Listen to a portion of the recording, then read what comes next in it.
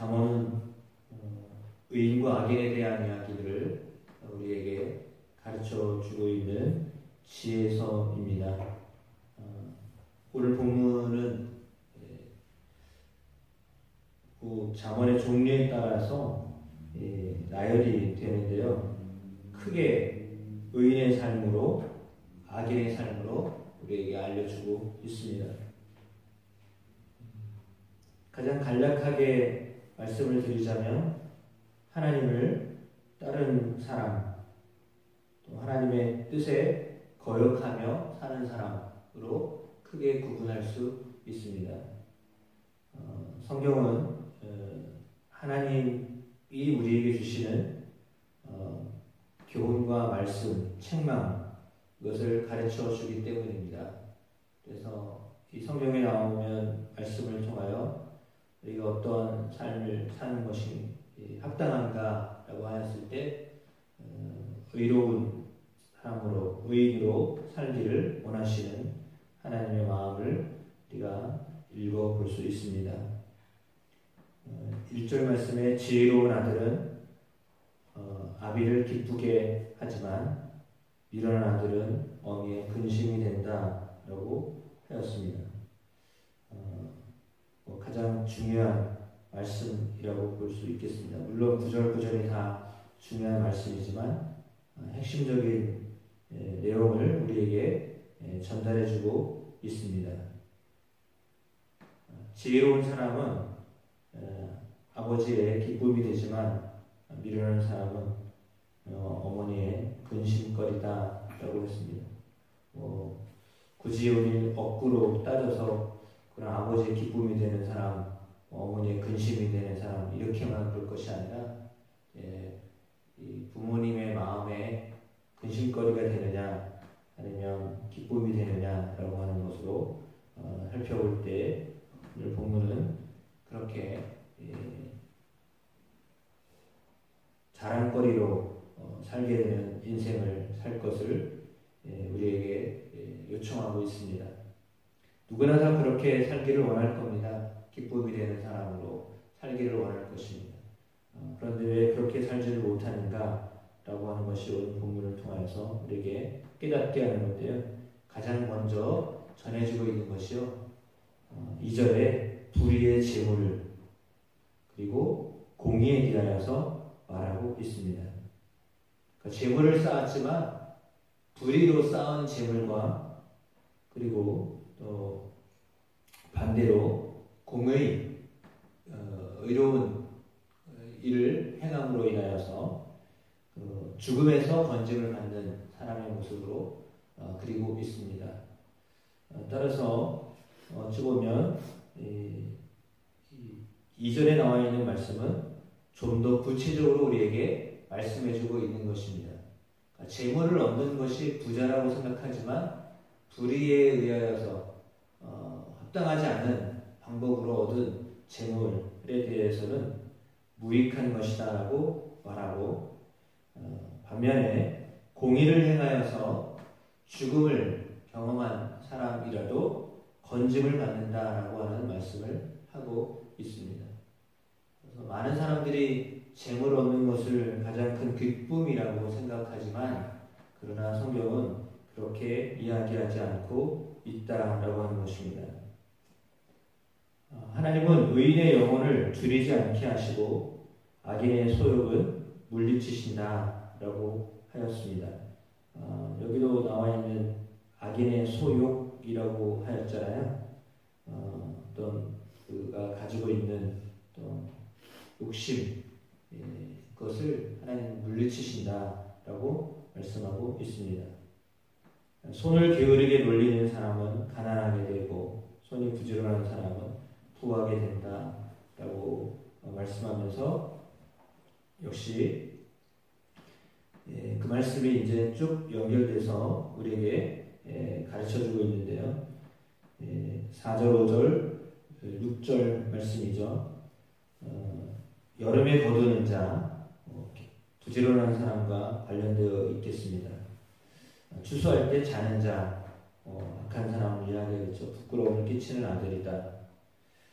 그래서 의인의 머리에는 복이 임하나 악인의 입은 독을 머금었다 라고 말하며 하나님께서 의로운 사람, 의롭게 살아가는 사람, 다시 말하면 부모를 기쁘게 하는 사람의 삶이 어떤 열매를 맺게 되는가 우리에게 가르쳐주고 있습니다. 의인을 기념할 때는 칭찬하지만 악인의 이름은 썩게 되느니라, 사라지게 된다라고 하는 것입니다. 계속 회자되고 있는 이름인가 아니면 잊혀지는 이름인가 라고 말하고 있는데, 구체적으로 8절에 마음에 지혜로운 사람은 계명을 받지만 입이 미련한 사람은 멸망하리라 라고 말씀하고 있습니다. 그래서 6절에도 입에 대한 이야기를 하였고요. 8절 말씀에도 입이 미련한 사람에 대하여 말하고 있습니다. 입술이 얼마나 중요한가를 말해주고 있습니다. 행실에 대한 이야기를 할 것 같은데 본문에는 입이 미련한 사람, 입에 그 독을 품고 있는 사람에 대해서 말하고 있습니다. 그래서 먼저는 우리 입술에 파수꾼을 세워서 그 입술이 미련하지 않도록 독을 품지 않도록 하는 것이 중요합니다. 바른 길로 행하는 사람은 걸음이 평안하지만 굽은 길로 행하는 사람은 드러나게 되어 있다라고 말씀을 하고, 눈짓하는 자는 근심을 끼치고, 또 다시 반복합니다. 입이 미련한 자는 멸망하느니라. 의인의 입은 생명의 샘이라도 악인의 입은 독을 머금었느니라. 반복해서 말합니다. 미움은 다툼을 일으켜도 사랑은 모든 허물을 가리느니라. 12절 말씀에 성경에 많이 인용되는 말씀이죠.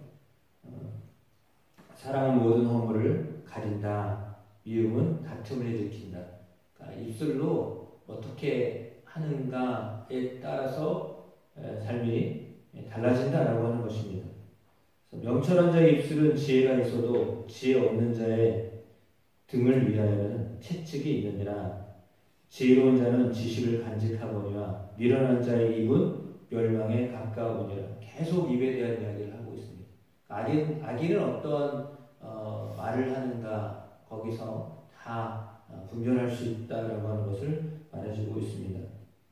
부자의 재물은 그의 견고한 성이요 가난한 자의 궁핍은 그의 멸망이니라. 의인의 수고는 생명에 이르고 악인의 소득은 죄에 이르느니라.